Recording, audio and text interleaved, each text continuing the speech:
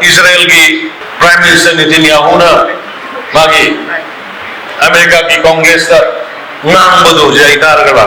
ya man determination nam ko lo terrorist sing anti state anti national lo sing ki thengna na ba mo ki chop man no re lo we ba akoi ki anti national lo ba anti state lo ba adu gumba inhuman lo kam bodo thengna na ba hona ba da akoi masen gi marakta popularity dana na ba akoi masen gi marakta credit lo na ba hona ba gi adum da sakta da akoi se confusion le aduna ai appeal let us unite akoi lingdian manase aduga fattaba state sibu thugai ga tawraiba state sida mangan da bohona reba outsider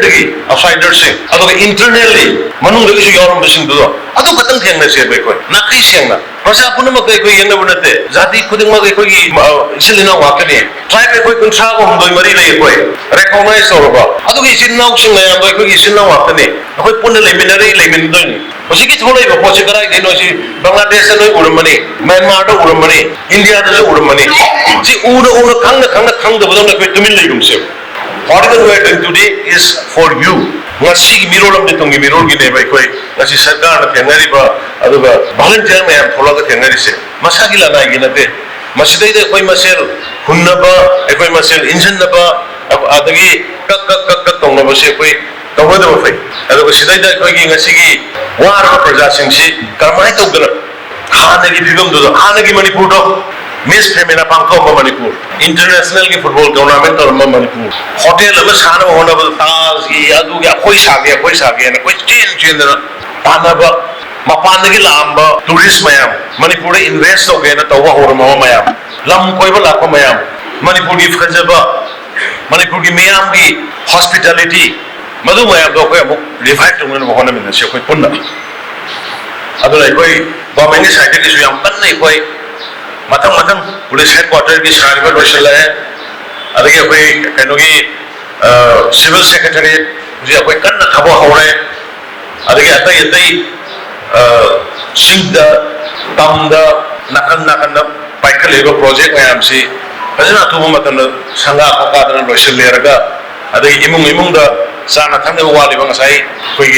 bank ki silina using wari sana bani family khudingi one family one livelihood na government ni thaba ingang tawjada ba central kai tabai mung chin chini moi hingna na bagi lambi ya na bagi koi budget ta koi assembly hayeng chit tarikh 3 degi thamani madu da so koi am phajana yauri adu hadaki bharat ki budget ta yamna history koi ba youth singi empowerment youth sing the thabak pibagi not less than around 4 crore muki subject to correction adagi like jalai sing the yum sana na bagi adagi women's empowerment yam phajana yawi adana maroi youth sing na ngasi frustration gi thawai nang phangda bagi lai poching yam focus pa yam phajana phire adagi koi gi women sing gi nupi sing empowerment gi matang yam phajana phire kana na dorong ne budget ko budi mai laina da ba akoi gi chada kuncha nupi singi sitjap tawgadam ni laura isi akoi na bahap tau kabuk tab dagi laura lai sarkar mayam ama pandre anam torom de only Prime Minister Modi ji ki matam da nupi singi 33% la 33% reserve tawne na lok thoi sini hawdore mathagi lak election dagi sumaina akoi punna saminasi hujiki relief camp da lairiba mayam da khoi yang kan focus biri aduga roina relief camp na taba khungang da or infa da orga su subam sabam khangna leiraba mayam se masigi koi makhal gi training pira kana sen masa da gi hogoni ising tara da gi kun da gi lakh ama ani ahum or even lakh tara raunga sai da gi horaga aduga magi hana leijaramba phajana tawrama karbar da business phajana tawrama gambudi se karor pibu yawi karor makai pibu yawi mamagi matungina aduna mayam su asi lengbi dai bising su jik phangi ba paisa se sidi ahaki imung hokat na bagi aduga ai na tawri ba project gi khara mating pangmani aduna makhata na